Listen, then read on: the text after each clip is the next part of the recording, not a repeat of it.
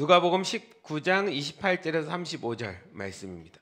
제가 이번 주 토요일 날 우리 그 다음 세대 연합 예배를 준비하면서 다음 세대가 사실 여기서 다음 세대라고 표현하는 이 청소년들의 예배가 이렇게 연속해서 드려지는데, 특별히 아이들이 직접 나와서 인도하는 이 일들은 제 기억에도 제가 목회하면서 한 번도 본 적이 없어요. 네. 이런 연합도 잘 없는 데다가 특별히 청소년 아이들이 그 팀마다 나와서 6개 팀이 나왔거든요. 그렇게 예배를 인도하는 거는 본 적도 없어요. 특이한 일이고 굉장히 귀한 일이라서 이게 저한테는, 저 같은 사역자한테는 함께한 목사님들에게는 굉장히 의미 있는 사건이거든요. 그러다 보니까 이거를 이렇게 생각하면서 세대와 세대가 연결돼서 신앙이 이어지는 것에 대한 하나님의 마음들을 좀 이번 한 주간 묵상하게 됐고, 묵상하다가 제가 떠오르는 한 인물이 있는데 그게 오늘 본문에 나오는 나귀 주인이에요. 제가 몇 년 전에 이 말씀을 나눈 적이 있는데 다시 한번 세대와 세대를 연결한 믿음의 가문이라는 어떤 마음으로 이 말씀을 한 번 더 나누고 싶어요. 보십시오. 28절부터 볼게요. 제가 28절 읽고 여러분들이 29절 읽고 한 절씩 같이 읽을까요? 또박또박. 제가 먼저 읽겠습니다. 예수께서 이 말씀을 하시고 예루살렘을 향하여 앞서서 가시더라.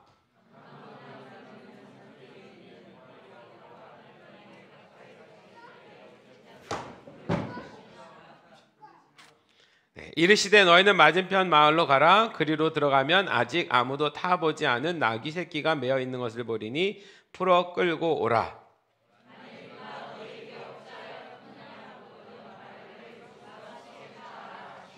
보내심을 받은 자들이 가서 그 말씀하신 대로 만난지라.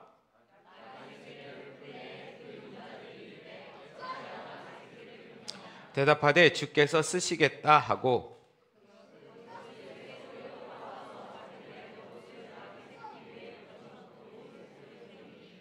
아멘. 여기까지 말씀입니다. 예수님께서 이제 그 예루살렘으로 가시고 있어요. 이 마지막 행보입니다. 예루살렘에 가시는 마지막 장면이에요. 이제 들어가시면 십자가에 이제 죽으셔야 되는 상황입니다. 그러니까 비장한 마음으로 예수님이 지금 앞서서 걸어가고 계신 거예요. 근데 사실 예수님은 죽으러 가는 거기도 하지만, 예수님에겐 죽음이지만 우리에겐 생명이거든요. 당신의 백성들에게 줄 수 있는 생명을 주기 위해서 예수님은 죽으러 가시는 거예요. 생명과 죽음이 교차되는 시간입니다. 그분은 죽고 우리는 사는 시간이에요.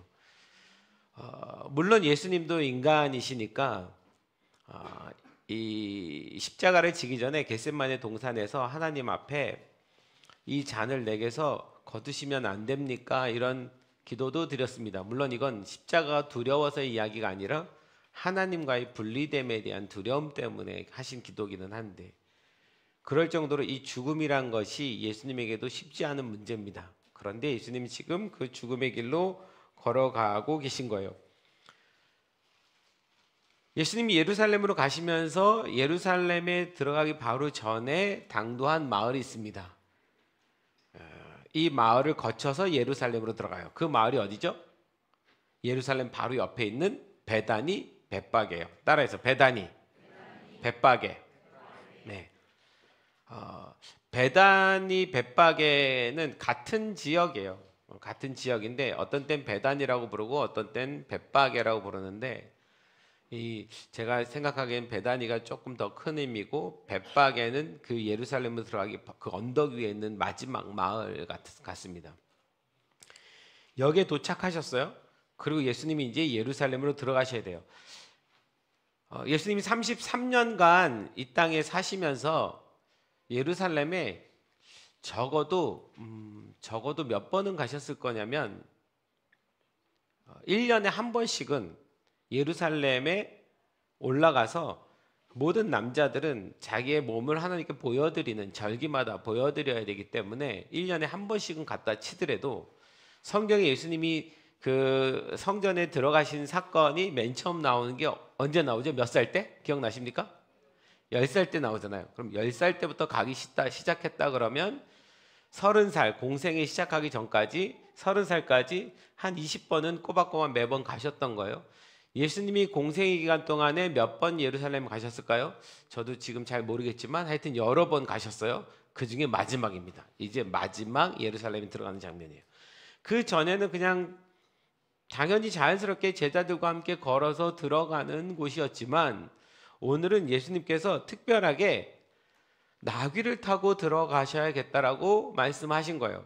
그래서 제자들 중 2명을 보내시면서 가서 맞은편 마을로 가서 거기에 가면 아직 아무도 타보지 않은 나귀 새끼가 매여 있는 것을 보리니 풀어서 끌고 오라라고 이렇게 말씀을 하십니다. 자, 맞은편 마을에 가라. 벳박이에요. 거기에 가면 아무도 타보지 않은 나귀 새끼가 매여 있을 거다. 그걸 보면 풀어서 끌고 오라 이렇게 말씀합니다. 그런데 예수님이 그걸 보내시면서 그 나귀를 사는 돈을 주신 건 아니에요. 그냥 풀어오라는 거예요. 그게 누구 건 줄 알고 그냥 풀어와요? 그런데 예수님은 그냥 풀어오라 그랬어요. 그러니까 제자들이 이해가 안 가니까 만일 누가 너희에게 이것을 어찌하여 푸느냐라고 묻거든 말하기를 돈을 줘라가 아니라 주가 쓰시겠다 하라 이렇게 얘기하라는 거예요. 돈 안 줬습니다. 그냥 주가 쓰시겠다 하라 이 말 한마디만 하면 그 주인이 그 나귀 새끼를 내어줄 거라는 이야기예요. 여러분 이게 이제 정상적인 그 생각 속에서는 있을 수가 없는 일이죠. 누군가 모르는 사람이 와서 내 소유물을 갑자기 끌고 가는 거예요. 예를 들자면 희성 형제가 예를 들고 제 편에서 최근에 차를 사셨어요. 보니까 너무 좋아요. 주가 쓰시겠다 하고 키 내놓으라 그러면 낯선 사람이 그러면 줄 수 있습니까? 희성 형제님? 아니죠. 낯선 사람이니까. 아니에요. 이 제자 둘을 언제 본 적이 있다고 누군지 알고 그게 쉬운 일이 아닙니다. 쉬운 일이 아니에요.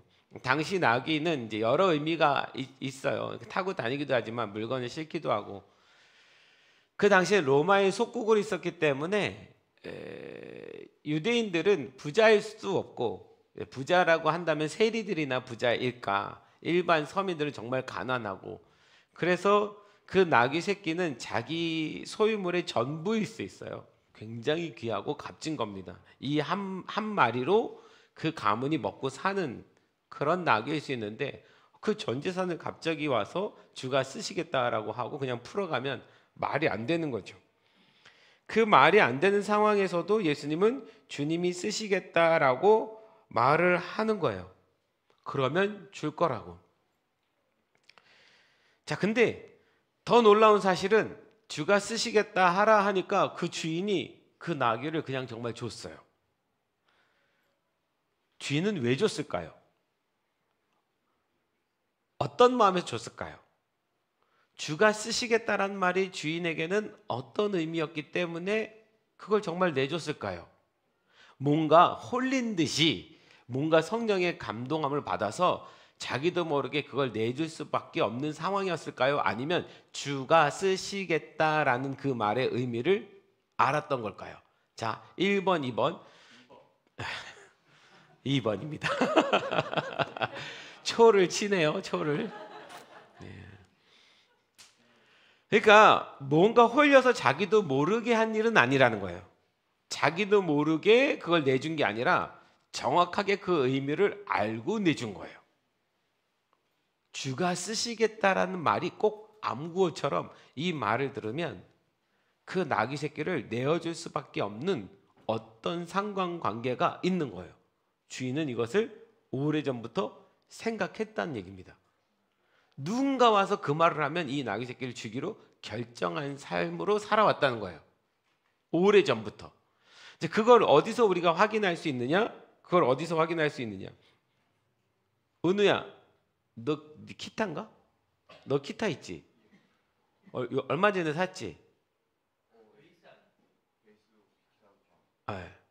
너한테는 소중한 거지? 그냥 주가 쓰시겠다라고 하면은 줄 거야? 네, 빌려줄 수도 있는데. 네. 자, 이 주가 쓰시겠다라는 말을 이 나귀 주인이 어떻게 이해했을까를 보려면 이 나귀를 메시아가 타고 들어간다는 예언의 말씀이 있습니다. 그 말씀을 좀 이해해야지 돼요. 스가랴서 9장 9절 말씀을 한번 보세요. 스가랴서 9장 9절 말씀. 스가랴서 9장 9절 말씀 보면 이런 말씀이 나옵니다. 시온에 따라 크게 기뻐할지어다. 예루살렘에 따라 즐거이 부를지어다. 보라, 내 왕이 내게 임하시나니 그는 공의로우시며 구원을 베푸시며 겸손하셔서 나귀를 타시나니 나귀의 작은 것 곧 나귀 새끼니라. 할렐루야. 아멘. 스가랴가 몇 년 전 사람일까요? 몇 년 전 사람일까? 은우야. 예수님 오시기 몇 년 전? 좀 많이 쓸래려라? 아주 많이. 통 크게 좀 써보세요. 아니요, 더. 몇 년? 500년 전. 500년 전 예언자예요. 예수님 오시기 전 500년 전의 예언자예요. 정확히는 520년 전의 사람인데 이 520년 전의 예언자가 이 글을 쓴 거예요. 언젠가 메시아가 오는데 그 메시아가 오면 누가 제일 기뻐할 거다? 시온의 딸들이 기뻐할 거다. 예루살렘의 딸들이 기뻐할 거다. 자, 여기서 시온의 딸, 예루살렘의 딸 예전에도 몇 번 말씀드린 적이 있는데 기억나시나요? 어디를 말한다고요? 시온의 딸이 어디예요? 시온은 사람이 아니잖아요. 예루살렘에 있는 그 지역을 시온이라고 하잖아요. 시온 산이잖아요. 시온 산에 어떻게 딸이 있을 수 있어요?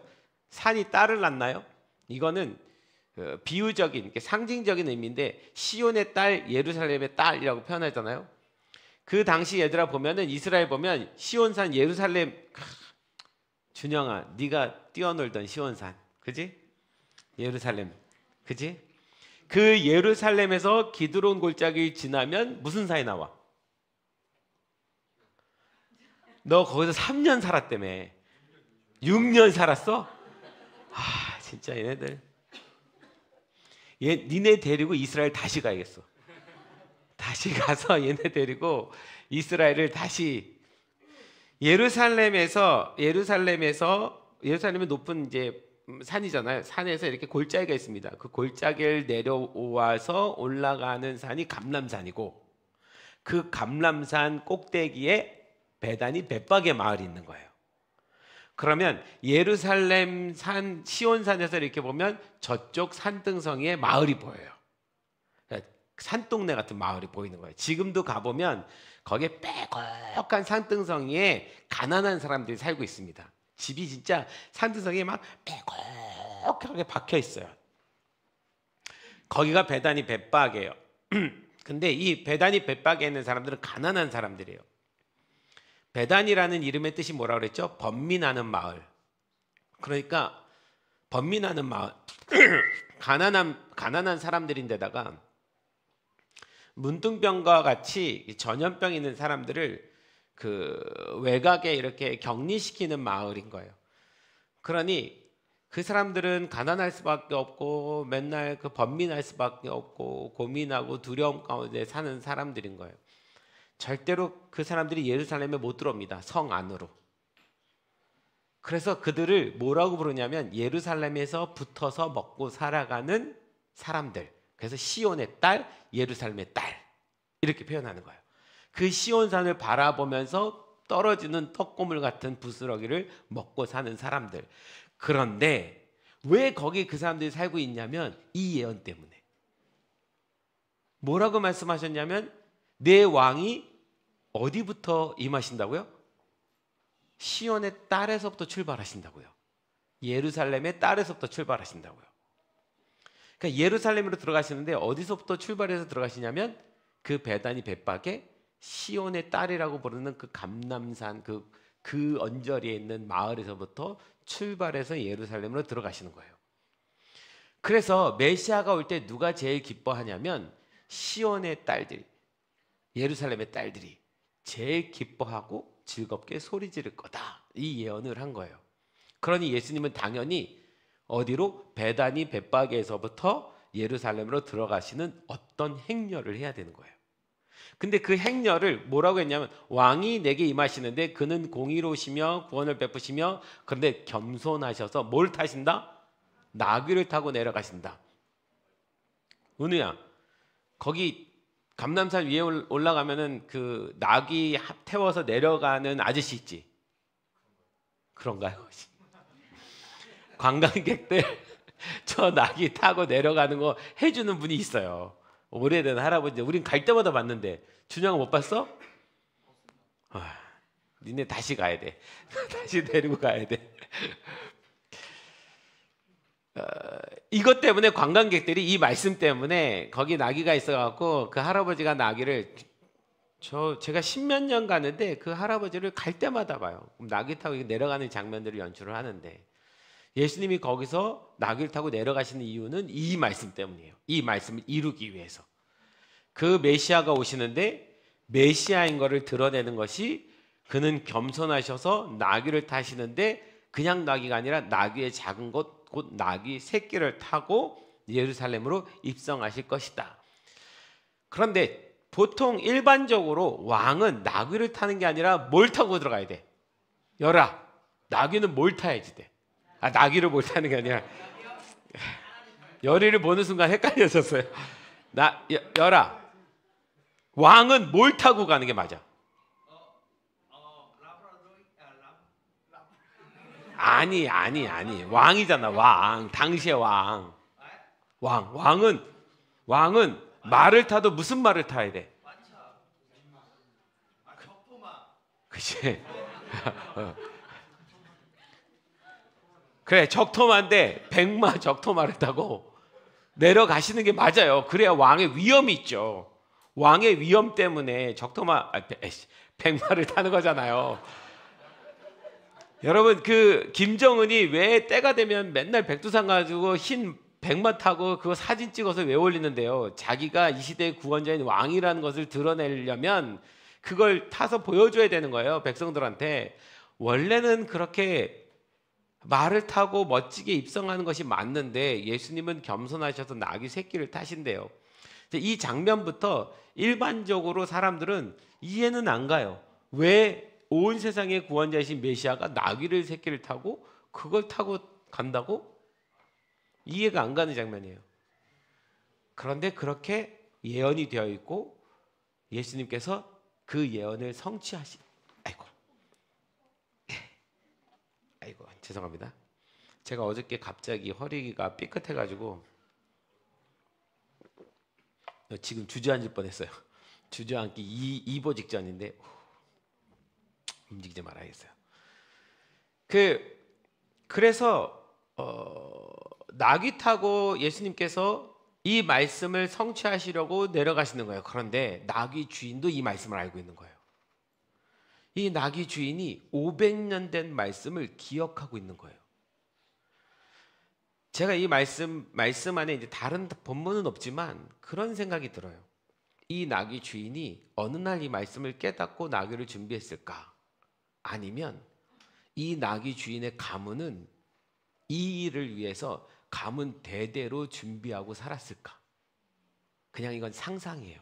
성경에 없는 이야기인데 주께서 쓰시겠다 이 말 한마디의 나귀를 너무 당연하게 그날이 왔구나라고 생각하고 메시아가 왔구나 생각하고 그 메시아가 나귀 새끼들을 탄다고 했으니까 그래서 우리가 메어놓은 거니까 이 나귀를 타셔야만 해라고 당연하게 생각하는 그 나귀 주인은 어느 날 갑자기 계시를 받은 것이 아니라 이 말씀을 붙잡고 500년을 살아온 그 가문의 사명이 아니었을까? 혼자 상상을 해보는 거예요.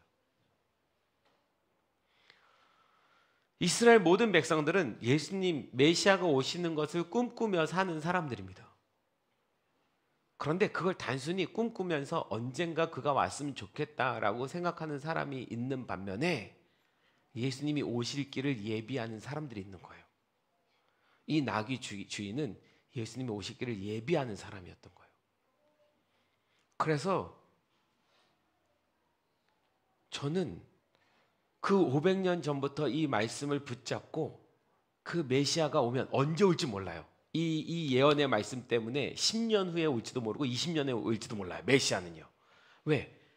언제 올지 모르고 준비하는 거니까. 그럼 누군가는 계속 그 나귀를 거기다가 메어놓고 주께서 쓰시겠다 이 말 한마디를 기다리고 있었던 사람들이 있었어야 된다는 얘기인 거예요. 그렇게 몇 년이 지났어요? 500년이요. 몇 세대가 흘러갔을까요? 수도 없는 세대가 흘러가는 거예요. 물론 약간 상상이긴 합니다. 성경에 있는 내용은 아니에요. 언제 오실지 모르기 때문에 계속 거기에 나귀를 메어놓는 한 가문. 제가 이 말씀을 보면서 대대로 믿음이 신앙이 이어져 가는 것이 얼마나 중요한지를 생각해 봐요. 대대로 이어져 가는 거예요.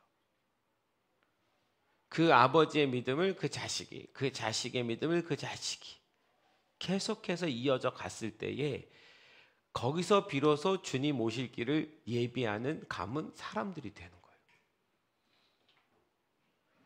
물론 누군가는 지금 예수를 믿어서 예수님이 오시는 것을 예비하는 사람도 있겠지만 이 약속의 말씀을 붙잡고 그렇게 시작되는, 그러면 얘들아 예수님 다시 오실 거 우리 믿지? 아멘? 네.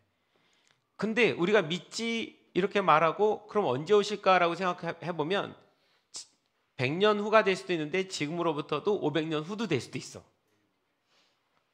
그러면 그때 가서 저 나귀 주인처럼 예수님의 오심을 예비하는 사람들이 나타나야 된다면 우리는 계속해서 다음 세대들을 그 사명으로 말씀으로 길러가야지 되는 거예요. 어저께 우리 아이들이 예배를 하는 걸 보면서 참 그게 너무 소망이고 기쁜 거예요. 우리들이 드려왔던 그 예배를 우리 어린 세대들이 다시 이어서 가기 시작하는 거예요. 어저께 김은학 목사님이랑 둘이 이렇게 흐뭇하게 보면서 그런 얘기를 나눴어요. 김은학 목사님이 저한테 그러시더라고요. 목사님 너무 기쁘지 않아요? 우리가 50대인데 여기 지금 함께 모여서 연합하고 있는 젊은 목사님들이 40대고 그 앞에 나와서 설교를 하고 있는 다음 세대 사역자들이 30대고 예배 인도했던 친구들이 30대고 그리고 지금 이 예배를 준비해서 인도하는 애들이 10대고 먼저 예배를 이끌었던 세대가 20대고 그 세대가 하나님의 예배자들로 계속 연결돼서 이어져 가고 있는 거. 목사님 우리는 이 일을 위해서 하나님이 준비시키는 거 맞는 것 같습니다. 이렇게 말씀하시더라고요. 동의합니다. 그래서 그렇게 세대 같은 부르심과 말씀을 비전을 가지고 살아가는 아이들이 탄생하는 것이 교회가 연합해서 동거하는 삶에 굉장히 중요한 이슈입니다. 정말 감사한 거예요. 어쩌다가 그 연합이 그렇게 만들어졌는데 청소년 연합 집회가 만들어졌잖아요. 내년에는 이제 청소년 연합 집회를 짝수달에 하기로 했습니다. 2, 4, 6, 8 짝수달에. 그리고 어린이 유아 초등학교 어린이 연합 예배가 자이언트 킬러 월십이라고 있었잖아요. 그게 석 달에 한 번 있었는데 내년엔 거기도 두 달에 한 번씩 하고 싶대요. 그래서 거기는 홀수달로 하기로 했어요. 홀수달 1, 3, 5, 7, 9 청소년 2, 4, 6, 8, 10 근데 지난번에 청년들 우리 연합 예배 했잖아요. 그 청년들은 그래서 5월달, 10월달 두 번 이렇게 하기로 하고 그리고 어저께 우리 목사님들 모여서 비전을 더 나눴는데 12월 달에 6시간 연속 예배는 전 교인이 다 모이는 걸로 해보자. 이런 얘기들을 나눴습니다. 왜 이렇게 우리들이 함께 연합해서 가고 있냐면 지금 목사님들 안에 가장 큰 이슈는 세대와 세대를 이어가는 다음 세대의 예배자들과 하나님을 섬기는 아이들이 나와야 되기 때문에. 근데 지금 한국교회의 지금 문제는 뭐냐면 점점 고령화되고 있고 헌신자들은 나이가 먹고 헌신하지 않는 다음 세대들이 나타났고 교회를 떠나고 지금 교회에 심각한 것은 30대, 40대가 교회에서 사라져 버렸어요. 허리가 짤룩하게 잘려 버렸어요. 그랬더니 이 30대, 40대가 사라지니까 20대, 10대는 굉장히 빠른 속도로 사라져 버립니다. 그래서 지금 한국 교회가 어떤 모양이 되어 있냐면 연령 그 분포로 보면 이렇게 깔때기처럼 되어 있어요. 위에 50, 60, 70대가 있고 밑에는 없어요. 이렇게. 주님이 오실 날이 다가오시는데 그 주님 오실 날을 예비하는 나귀 새끼 주인과 같은 다음 세대가 사라져가고 있는 거예요. 이것을 회복해야 됩니다. 그래서 하나님께서 지금 우리 공동체를 통해서도 이 일들을 시작하시고 우리 공동체를 시작으로 하나님께서 지금 이런 연합사역들을 풀어가는 것도 주님 오실 길을 예비하시기 위해서 행하시는 일이라 믿습니다. 그런 의미에서 이 10대 아이들이 니네들이 예배 팀으로 쓴 거는 단순히 악기를 다룰 수 있는 아이들이 나와서 멋지게 예배하고 노래하는 모습이 좋아서의 의미가 아니라 이거는 주님 오실 길에 있어서 니네가 일어나지 않으면 주님을 맞이할 세대가 없어져 버리는 거예요. 그래서 너무 중요한 거예요. 그래서 이 의미를 다 알거나 모르거나 아직은 그런다 할지라도 이 아이들의 그 섬김은 귀합니다. 우린 잘 길러내야 돼요. 할렐루야. 그래서 지난 1년 동안 이 아이들이 근데 열심히 연습했어요. 진짜. 작년까지만 해도 악기 하나 다루지 못한 애들 다 데려다가 시켜가지고 열심히 연습해서 물론 칠 수 있는 악보가 어저께 노래한 거 외에는 아직은 없지만 이제 조금씩 생기겠죠. 그런데 우리 수고한 아이들하고 우리 가르치는 우리 선생님들 다시 한번 박수 쳐줍시다.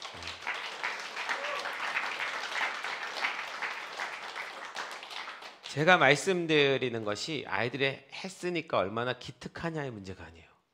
이건 다음 세대로 우리가 이 유업을 넘겨주느냐는 거예요. 이 아이들이 이 예배란 유업을 받을 거냐라는 얘기예요. 어저께 한 200명의 아이들이 사실 함께 참석해서 이 유업들을 받아가고 있거든요. 그런데 10년만 지나가면 또 달라집니다. 상황이. 이 밑에서 또 다른 아이들이 이걸 받아야 돼요. 지금 진짜 하나님이 정말 놀라운 일을 행하시는 건 그 유초등부 연합 예배를 하나님이 세우시고 중고등부 연합 예배 만들어서 이 세대와 세대를 예배로 연결하고 있는 거예요. 우리 교회는 특별히 한마디로 우리 교회를 뭐라고 말할 수 있습니까? 라고 말한다면 저는 예배, 선교, 공동체 이렇게 표현했잖아요. 우린 예배하고 선교하는. 우리 다음 세대들이 선교도 지금 이어서 가고 있잖아요.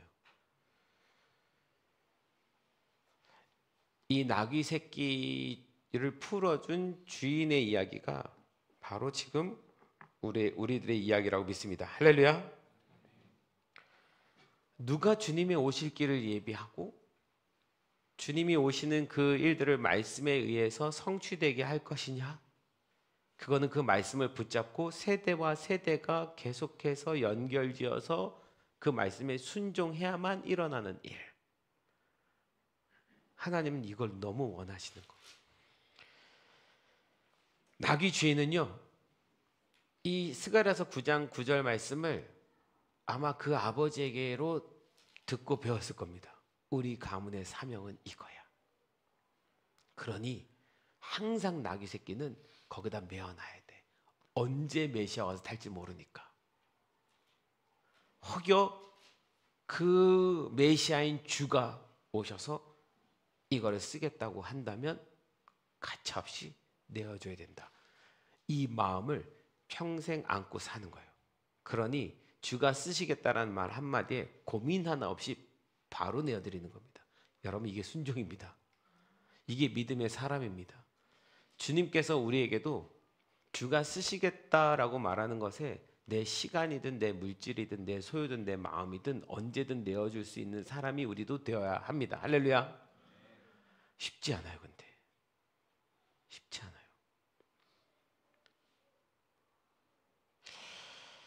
이 주인은요, 드리고 나서 정말 그가 글까라는 생각을 해봤을 거예요. 그런데 이 스가랴서 말씀에 다음 두 본문의 말씀이 더 나옵니다. 주인은 자기 나귀 새끼를 타고 내려간 그 예수님이란 분이 정말 예언자가 맞구나라는 것을 두 번 더 확인을 하는데, 스가랴서 11장 12절 보세요. 스가랴서 11장 12절 보면 같이 한번 읽어봅시다. 시작. 내가 그들에게 이르되 너희가 좋게 여기거든 내 품삯을 내게 주고 그렇지 아니하거든 그만두라. 그들이 곧 은 30개를 달아서 내 품삯을 삼은지라. 할렐루야. 은 30, 뭐가 생각나요? 가룟 유다가 예수님 팔 때 은 30에 팔았거든요. 그 얘기입니다. 그 메시아는 은 30세 품값에 팔릴 거라는 얘기예요.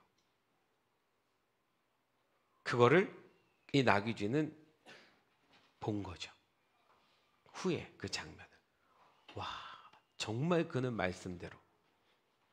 또 하나 볼까요? 스가랴서 12장 10절 보세요.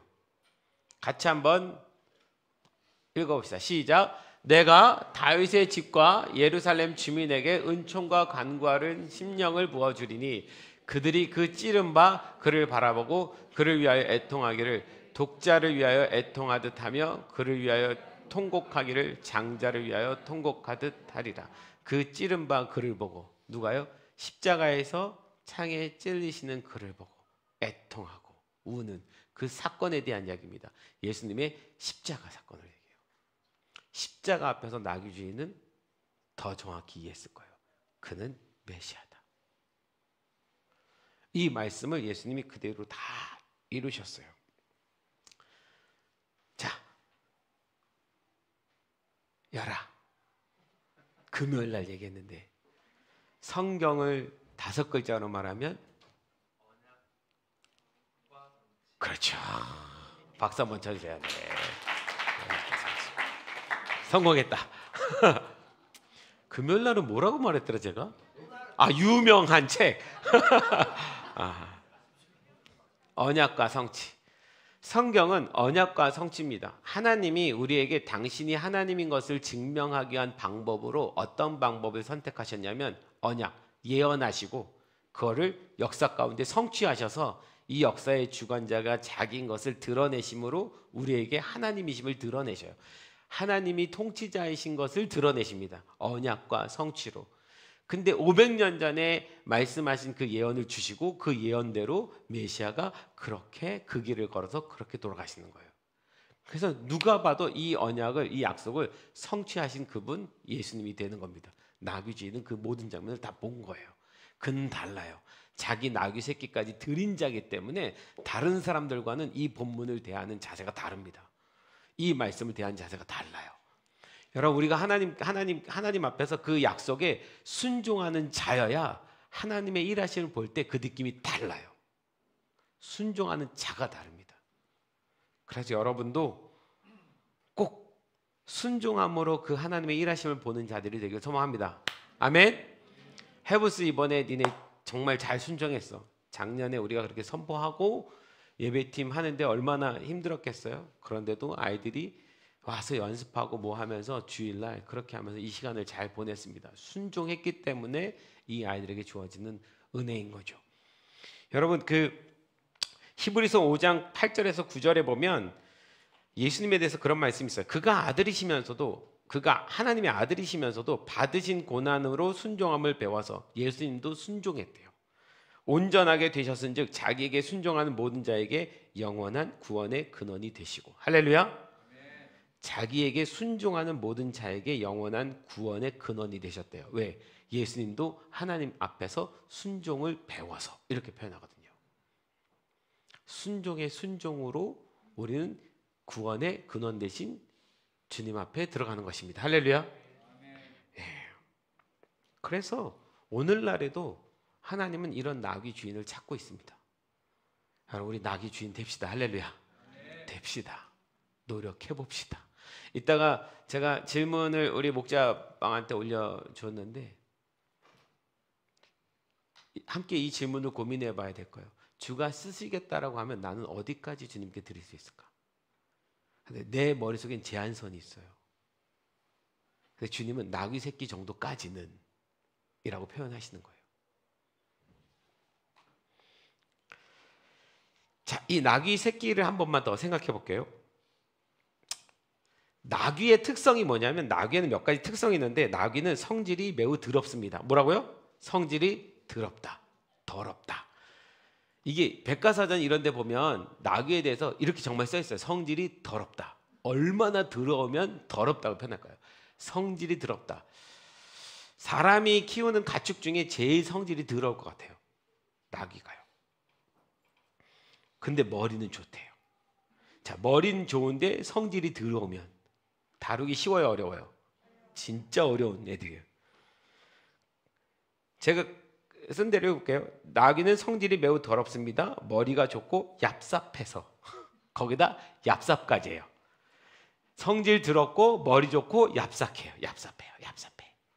이런 사람 참 다루기 힘든데, 그래서 그 나귀에게 안장을 얹으려고 하면 얹으려고 하는 순간 눈치채요. 그래서 지랄 발광을 합니다. 난리를 쳐요. 안장 못 얹게. 자기에 올라타는 거 알고. 그 말은 나귀는 순종이 제일 어려운 동물이에요. 순종이 제일 어려운 가축이에요. 얘를 데려다가 태워서 짐 이거 하기가 정말 어려운. 근데 나귀가 힘이 세거든요. 나귀 보는데 꼭 누구 생각나요? 네. 너무 적극적으로 희은자매 다 너무 해맑게 나래요. 우리예요. 우리 사람이 그래요. 성질 더럽고 머리 좋고 얍삽해서 하나님 뭐 시킬지 안 시킬지 알아요. 그래서 시키려고 하면 발버둥 쳐요. 그게 우리잖아요. 그게 익숙한 우리잖아요. 그러니까 이 나귀 새끼는 지금 나귀를 말하는 게 아니라 얼마나 하나님 앞에 순종하기 어려운 우리이냐를 설명하는 거예요. 이런 인간을 설명하는 거예요. 거기다가 사람이 한 번도 타보지 않은 나귀 새끼를 내려오래요. 만약에 나귀를 타더라도 나귀 새끼는 타면 안 돼요. 훈련받은 나귀를 타야 돼요. 그걸 열심히 훈련시켜가지고 안장을 얹으면 얹혀지고 태우면 태우는 나귀를 풀어와야 예수님 올라탈 수 있어요. 나귀 새끼 데려오면 안 됩니다. 큰일 나요. 그 새끼가 지랄발광해서 예수님을 떨어뜨릴 거예요. 그러니 일반적인 상식으로는 나귀 새끼를 타는 게 아니에요. 그건 미친 짓인 거예요. 한 번도 사람이 타보지 않은 그 나귀를 예수님이 태웁니다. 자, 나귀가 예수님을 태우려면 어떻게 되는지 아십니까? 자기의 본성을 버려야 돼요. 내 본성을 버려야, 내 이기심을 버려야 예수님을 등에 태울 수 있는 거예요. 근데 나귀 새끼가 자기의 본성을 거스릅니다. 거스려서 순종해서 예수님을 태워요. 정말 귀한 나귀 새끼예요. 그게 주님이 우리에게 하시는 말씀이에요. 네가 나귀 새끼 같은데 하나님이 우리를 쓰려고 한번 찾아올 때가 있을 거야. 난 널 쓰고 싶어. 내 본성이 버려지지 않으면 내가 하나님께 쓰임받을 수 없습니다. 우리 알아요. 근데 누구나 다 각자의 정도 차이가 있지만 우리 다 각자 나름 성질 더럽습니다. 하나님 앞에서. 그죠? 성질 더러워요. 제가 은우의 성질을 좀 알거든요. 저는 어렸을 때부터 은우를 봤으니까. 이스라엘 갈 때마다 보니까. 우리 여기 있는 빌라델비아 모든 성도들이 은우한테 다 속고 있더라고요. 얘가 여기서 너무 잘해요. 너무 잘해가지고 막 은우, 야, 너 지금 네 주가가 장난이 아니야. 은우 멋있고 뭐 예배도 잘하고 뭐 순종도 잘하고 막 내가 너를 아는데 진짜 나귀 새끼 같은 애였거든요. 진짜 나귀 새끼 같은. 은우야, 올해 세례 받자. 12월에 세례 받자. 얼마나 나귀 새끼 같으냐면 이스라엘에서 그 세례 받을 수 있는 모든 기회와 조건이 다 있는데도 그걸 안 받고 지금까지 버티네요.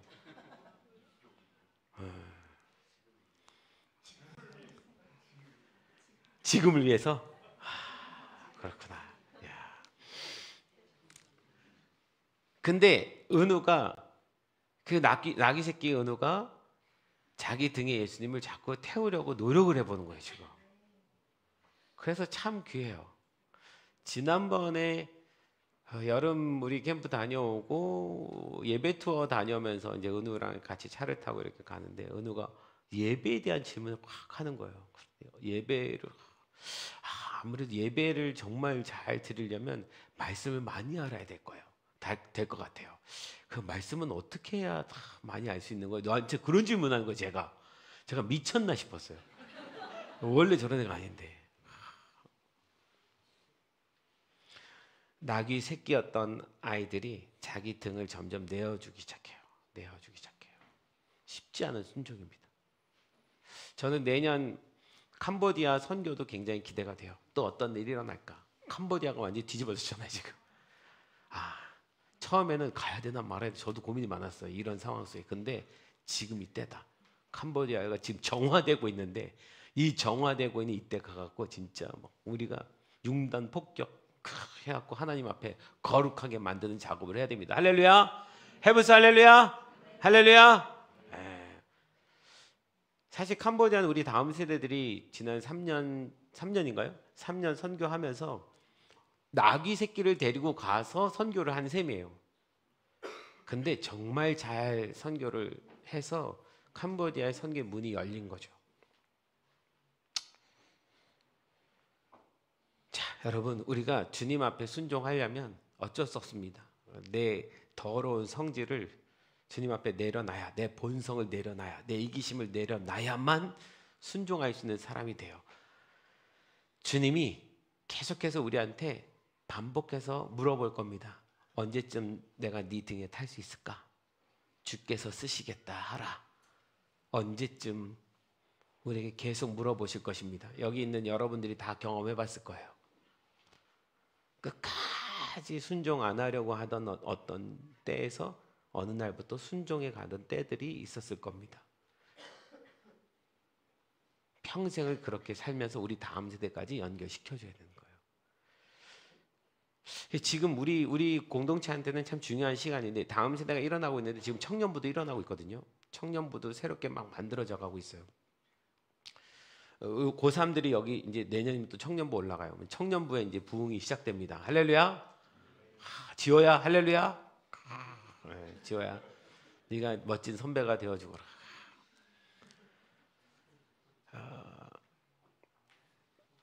어제도 예배 끝나고 참 우리 아이들 멋진 게 뭐냐면 그 예배 끝나고 다 가는데 우리 청소년들 우리 청년들 모여서 거기 청소 싹 다 하고 1시간 청소하고 왔어요.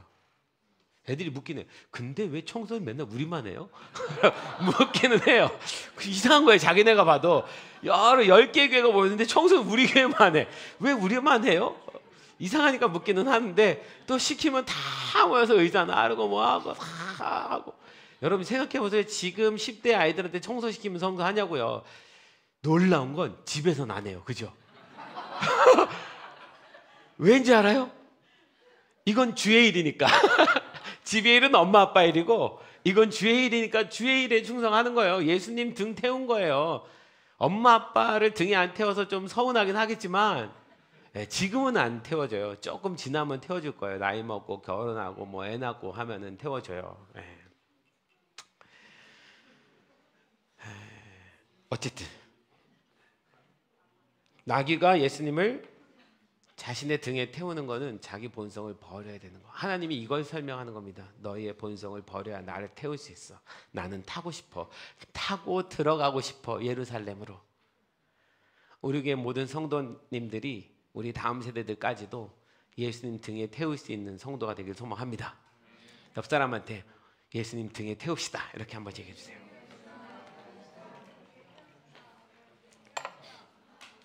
한 가지만 더 얘기하고 마칠게요. 나귀 새끼를 태운 그 이유가 본성을 거스르면서까지 순종해야 되는 것을 의미하면서도 이 나귀 새끼라는 말이 참 의미가 있는데 이 나귀 새끼, 원래 나귀란 단어가 오너스인가 뭐 하여튼 다른 단어가 있어요. 그런데 이 나귀 새끼라는 죄송해요. 발음이 셌어요. 나귀 새끼라는 이 새끼는 원어상 폴로스라는 단어를 써요. 폴로스. 나귀 새끼가 폴로스예요. 원어로 쓰면. 근데 이 폴로스를 비유적으로 사용할 때는 소년, 소녀를 의미합니다. 어린 다음 세대를 폴로스라고 말하는 거예요. 그러니까 나귀 새끼란 말도 쓰지만 소년, 소녀에게도 쓰는 말이 폴로스예요.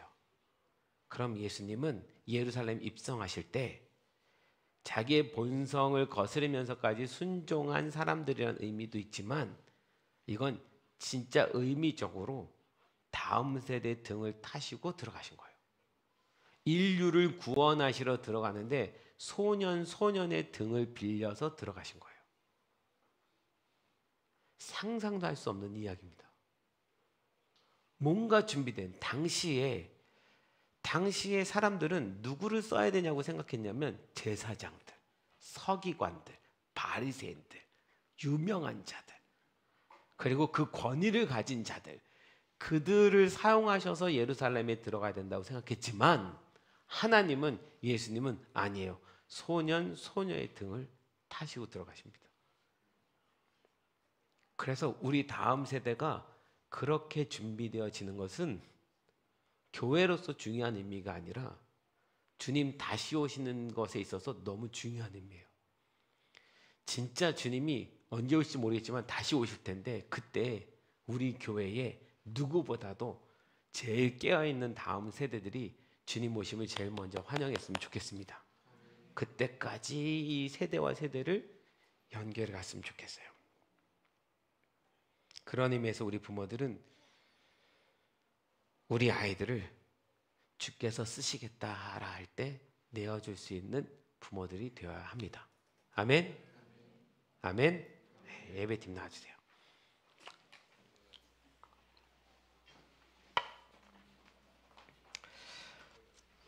주께서 나에게 내가 너의 시간을 쓰고 싶다 드릴 수 있어야 됩니다. 주께서 우리에게 나는 너의 소유를 쓰고 싶다 드려야 합니다. 주께서 우리에게 나는 너의 자녀를 쓰고 싶다 그러면 드려야 합니다. 아브라함이 이삭을 바쳤듯이. 이렇게 믿음은 세대와 세대를 통해서 연결될 겁니다. 찬양은 교회여 일어나라. 우리 찬양합시다. 네. 아까 찬양이 이게 딱 맞아요. 교회가 이렇게 일어나야 돼요. 교회가 이 믿음을 다음 세대로 연결시켜주지 않으면 한국교회도 소망이 없고 이 세상에 있는 모든 교회들이 소망이 없습니다. 어저께 우리가 이 아이들과 함께 예배드렸던 6시간의 시간은 한국 교회에 있어서 중요한 문을 여는 시간이었다고 생각합니다. 이걸 시작하셨다면 하나님께서 확장시켜 주실 겁니다. 확장시켜줘야 됩니다. 여러 교회들이 다 함께 그렇게 가야지 됩니다.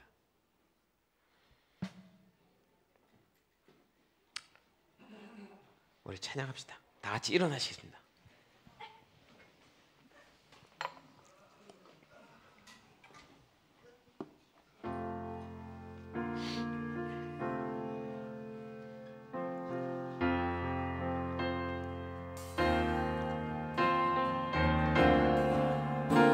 우리 박수 치면서 하나님 앞에 우리의 믿음을 드리면서 말씀에 의지하여서 내 본성을 버리고 주님 앞에 충성하는 마음으로 교회여 일어나라 주께서 부르시니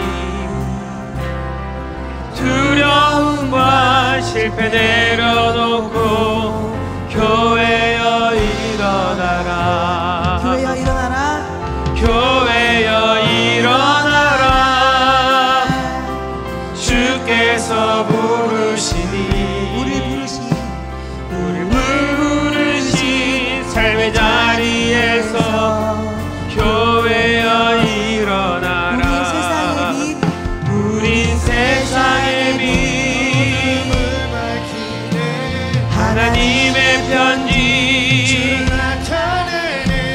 주의 교회 위에 세상이 주를 보리라. 일어나라 아버지 사랑. 여러분, 교회가 세대와 세대별로 일어나야 됩니다. 아버지 능력으로 서로 하나 돼 세대와 세대가 하나 되어서 빛을 비추라. 노래하라 아버지. 세대와 세대가 노래해야 됩니다. 아버지의 크심을 이 삶의 노래로 주님을 나타내라. 일어나라. 우리 마음도 일으킵시다. 아버지, 그가 나에게 무엇을 부탁하든 순종할 수 있는 하나 되어 그 빛을 비추라. 노래하라 아버지의 사랑을, 아버지의 크심을 이 삶의 노래로 주님을 나타내라.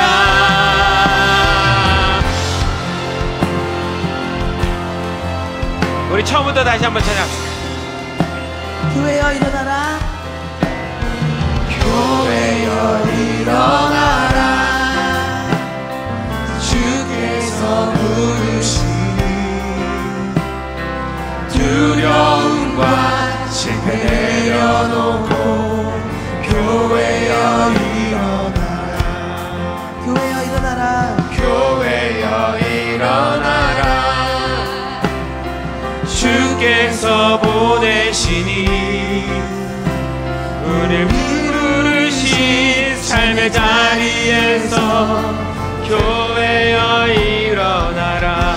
세상의 빛, 세상의 빛, 어둠을 밝히는 하나님의 편지,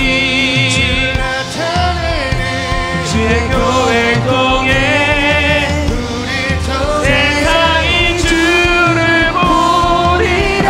우리 세상의 빛, 우리 세상의 빛, 어둠을 밝히는 하나님의 편지,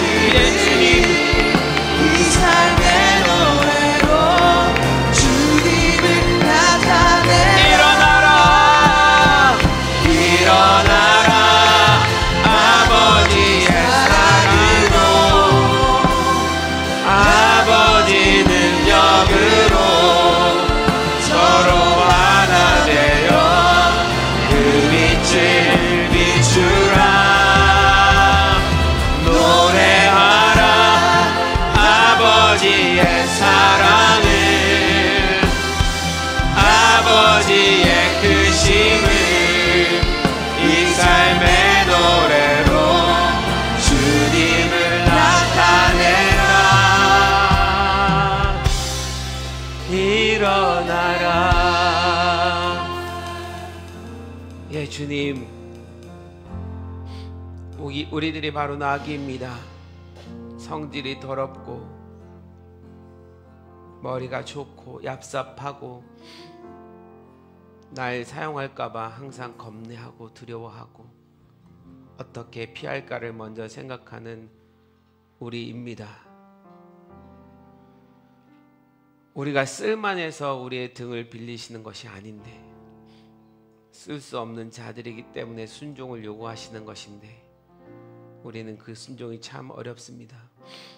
주님, 당신은 하나님의 아들이시면서도 이 땅에 순종함으로 오셔서 십자가를 지심으로 당신도 순종을 배우셨다고 하셨습니다. 주님, 우리로 그 순종을 배우게 도와주십시오. 예수님의 자녀된 우리들도 예수님처럼 순종하기를 원합니다. 우리의 등을 주님 앞에 내어 드립니다. 주님, 쓰시옵소서. 언제든 주님께서 원하시면 쓰시옵소서. 우리 다음 세대를 주님께 올려드립니다. 우리 귀한 청년부, 또 청소년, 또 우리 유초등부 어린아이들까지 주님, 이 아이들의 등을 주님께 내어드립니다.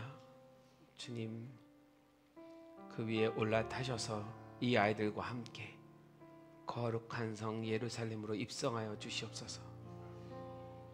우리가 주님 이렇게 믿음의 세대에 연결되어 그 유업을 이어받음으로 주님 다시 오시는 그날에 우리의 자녀들이 제일 먼저 달려가서 자신의 등을 내어주고 주님을 모시는 그 아름다운 일들을 보기 원합니다. 주님, 우리 공동체를 그렇게 사용하여 주시옵소서.